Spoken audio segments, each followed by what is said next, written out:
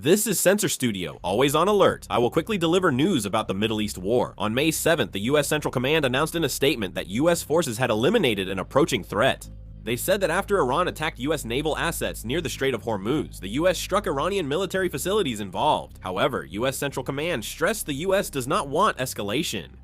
According to the U.S. Central Command, the Iranian military launched an attack using multiple missiles, drones, and fast attack boats against U.S. naval assets passing through the Strait of Hormuz.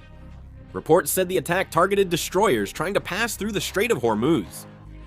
The U.S. Central Command stated that no U.S. assets suffered actual damage from the attack. Afterwards, the U.S. military struck Iranian military facilities that were used in the attack as a form of retaliation. It was reported that the targets included missile and drone launch bases, command and control facilities, and intelligence, surveillance, and reconnaissance facilities. A senior U.S. official said in an interview with Fox News that the U.S. military struck targets at Bakhmut Port in Qashm Sam, Bandar Abbas in Hormuz province, and the Bandar naval checkpoint. However, this official stressed the airstrike does not signal a return to full-scale war. Meanwhile, Iranian media claimed that after the U.S. attacked two Iranian patrol boats near Jask in the Strait of Hormuz and near the port of Fujairah in the UAE, Iran fired missiles at U.S. warships located in the southern waters of Chabahar port. In addition, Ebrahim Zolfagharan, spokesperson for the Iranian Joint Air Defense Command, warned civilians in the area to stay away from oil and military facilities after the attack. This statement is seen as suggesting more attacks could happen. The United States and Iran continue to disagree on major issues, particularly Iran's nuclear program and its sovereignty claims in the Strait of Hormuz. According to the Wall Street Journal on May 6, citing senior U.S. officials, the U.S. government made 7 major demands, including the Fordo nuclear facility, dismantling the Isfahan and Natanz nuclear centers, banning underground nuclear activities, permitting frequent inspections, a 20-year uranium enrichment suspension, Iran pledging not to pursue nuclear weapons, exporting all enriched materials, and redeveloping the Hormuz Strait. However, Iranian officials have rejected many of these demands and continue to refuse them. On May 7, Behnam Saeedeh, vice chairman of Iran's National Foreign Policy Committee, said Iran's red lines are uranium enrichment, securing Hormuz Strait rights, full sanction removal, and return of frozen assets. Vice Chairman Saeedi said negotiations will fail if the United States doesn't recognize Iran's uranium enrichment rights. Anonymous sources told the Wall Street Journal on May 6 that unresolved issues, including the length of uranium enrichment suspension, the possible export of Iran's highly enriched uranium, and Iran's claims over the Hormuz Strait, are expected to complicate future negotiations. Iran's highly enriched uranium stockpile and uranium enrichment activities remain major obstacles to an agreement. Israeli media reported on May 6 that President Donald Trump demanded Iran export its highly enriched uranium and refused to sign any agreement that did not include this. Daifa Press, linked to the Iranian Armed Forces General Staff, reported on May 7 that Iran refuses to dilute or transfer its highly enriched uranium, comparing dilution to giving uranium to the enemy. 3 senior Iranian officials said on May 7 that talks with the U.S. remain at a stalemate per the New York Times. They said this is because the U.S. wants Iran to transfer its stockpile of highly enriched uranium in advance, close the Fordow, Natanz, and Isfahan nuclear sites, and stop enriching uranium for 20 years. Officials suggested Iran dilute some of its highly enriched uranium, transfer the rest to a third country such as Russia, and halt uranium enrichment for 10 to 15 years.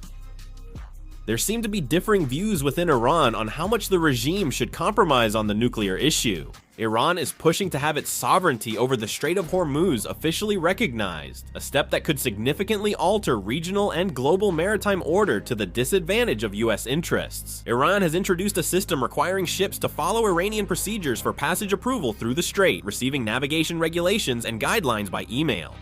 According to a CNN report, on May 7, Iran's Persian Gulf Strait Authority issued a Ship Information Declaration form, which was reviewed by CNN. The document required ships to submit extensive information, such as vessel ownership, nationality, and crew details before receiving passage approval through the strait. Iranian parliamentary officials said ships can't pass through the Strait of Hormuz unless they acknowledge Iran's sovereignty, and the United States must also follow Iran's new legal rules in the waterway.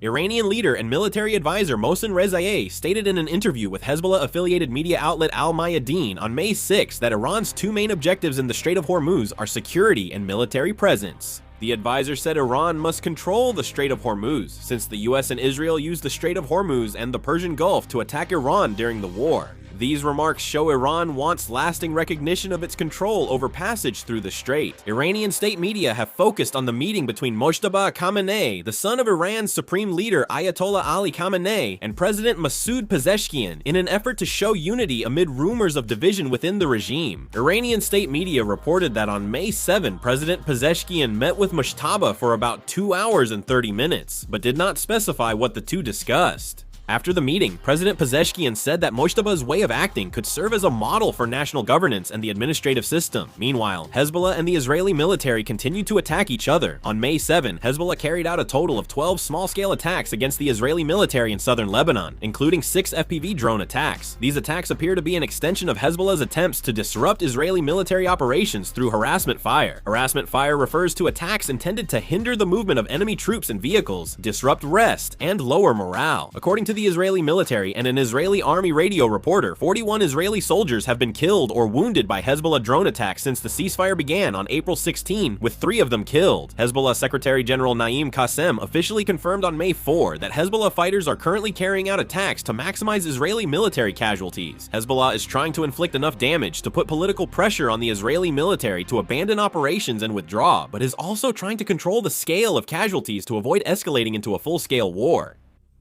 On May 6 and 7, the Israeli military continued airstrikes on Hezbollah infrastructure and facilities in southern Lebanon. This included drone-related facilities. On May 7, the Israeli military announced that it had targeted 20 Hezbollah sites in the Nabatea region of southeastern Lebanon, including drone launch bases, other drone facilities, and weapons production facilities. In addition, the Israeli military is continuing to develop and deploy FPV drone countermeasures for units operating in southern Lebanon. These include anti-drone nets, mobile radar systems, and shotguns. And other equipment.